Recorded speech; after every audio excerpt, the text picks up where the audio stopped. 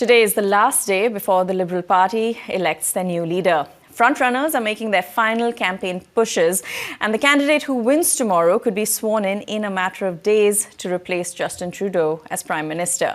A good time then to bring in Jonathan Kalles, a public policy expert with McMillan Vantage. Thanks for making the time today, Jonathan. Great to be with you. So today is the last day and we'll have a new Liberal Party leader, and it seems very much like it'll be Mark Carney, former Bank of Canada and Bank of England governor, and very much the frontrunner since the day, I should say, that Trudeau said he's stepping down. Is that fair to say? And what have you made of Carney as a candidate so far? I think that's fair to say. I don't think we'll ever really know in advance just because of the way the vote goes. You know, each riding has the same amount of points. And while Mark Carney has seemingly the momentum, also, if we just look at donor numbers, he has about 10 times the amount of donations in terms of the number of donors and the dollar amounts in compared to his next closest rival. You know, that isn't necessarily determinant, but I think it shows some momentum. But again, each riding has the same amount of points. So you could have a downtown Toronto riding where he does super well. That's equal to a riding in rural Alberta or BC with, I don't know, 5 members, and that could tilt a different way. So it's impossible to know completely in advance. But again, like I said, I think that's where the momentum is going. And I think we can clearly see a Carney win tomorrow and figuring out what steps, come after that. And that is how it tends to go in politics as well. The amount of the fundraising really does give us a very clear indication, but not always, like you said. It has been a very short campaign. If we talk about the 4 main contenders, Chrystia Freeland, Karina Gould, Frank Baylis. We had a couple of debates in which these candidates barely disagreed with each other. Has any of them surprised you or stood out to you over the course of their campaign? I think the surprise of the campaign is probably Karina Gould. She was probably unknown to most Canadians and even to most Liberals. I think she's run a very solid campaign, and I think she set herself up as, being the youngest candidate, somebody who certainly has a future in the party, and I think she'll do well in this race. I think both her public policy positions are probably the ones that stand out the most as being different from the rest of the candidates, a bit more to the left, and also her comfort in French was probably most evident during the French debate. So I think that's served her well. She's very personable. And I think that one of the things that politicians forget is just talking like a normal person. And so she does that very well. So we'll see where that goes. I think at the end of the day, Mark Carney, this has been, like you said, a very short campaign. And it's been a trial by fire a little bit. He's, made a few mistakes, which you would expect of a rookie politician. And, if we're going to head into an election campaign in the next week or weeks, he's going to have to learn quickly. And to be fair to the candidates, their campaigns have been largely overshadowed by Trump's second presidency. But we should say, on the whole, it does seem to be serving the Liberals well, all this trade uncertainty. Do you think that this bump that we're seeing in polling for the Liberals, do you think it'll sustain?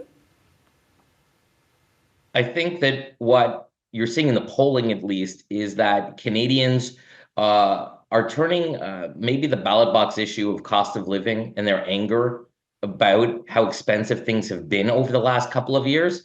That emotion of anger is turning into an emotion of fear. And that is driving people's focus where they would, put their vote in an election. And that's about Donald Trump. So if people are afraid of Donald Trump in terms of border, in terms of tariffs, what that would mean for the Canadian economy, I think they're trying to think of who would be the person best, on the one hand, to stand up to Donald Trump, but also to take Canada through a potential economic crisis, who has the experience, the know-how to really guide us through tumultuous waters. And I don't know that Pierre Poilievre is resonating with people when it comes to dealing with Trump and dealing with the economy. And that's why somebody like Mark Carney or even Chrystia Freeland, who have that experience, are suddenly getting a second look from Canadians. Interesting, really. And we can't ignore that whoever wins tomorrow will be Prime Minister for a very short amount of time, And that's my question to you. Will they have any time to make any sort of meaningful moves? How do you see things playing out both before and after March 24th? Well, I think before March 24th, which is the day that, in theory, Parliament is supposed to be called back from the prorogation, I think the whoever wins will have to take a strong look at what needs to be done immediately. Is there legislation that's needed? Can the government pass certain measures without legislation, but by orders in council to help Canadians weather the storm in the next few weeks? And then, as a matter of, do you think you can get a strong mandate from Canadians? And is that what's most important to deal with Trump? So, I think what you're going to see is a transition from Justin Trudeau to the winner in the next few days, sometime this week, I would suspect before Friday. And then that person will probably take a few days to figure out what are the priorities, what needs to be done immediately that can't wait till after an election. And then they will decide, does an election make sense right in the here and now? Is that what's best for Canadians? And I suspect we'll know that before March 24th, probably sometime in the next week to 10 days, whether we're heading into an immediate election. And finally, then, with that in mind, do you have your eye on any other candidates? I know there's a lot going on right now, but once we have a federal election on the table, because we have a list of almost ran candidates, members of cabinet, in fact, Melanie Joly, she was in tears when she was saying that, she has to focus on helping us through the trade crisis instead of running. Anyone you have your eye on? What I'm really keeping an eye on is, there are a number of cabinet ministers or former ministers who said they're not going to run again. Some of them in more, we'll say, somewhat safe liberal ridings, some not. And will Mark Carney be able to attract some star quality candidates? You've heard some names bandied about. Who will they be? Will they come with, some experience in government? Will they be people from outside, from the private sector? Will they be people with business experience who can really strengthen that message about, it's about the economy. It's about getting us through the next few years, even of economic ups and downs, possible recessions. And, that's what I will be looking for in the next week or two is who are those big names, if any, that show up. And I think you're going to see other parties try to find some candidates as well that can show that they have momentum. Right now, I think in the short term, at least, the Liberals are showing some momentum. Is it a bump? Is it just a sugar high? Will this be sustainable? Well, I guess we're going to find out.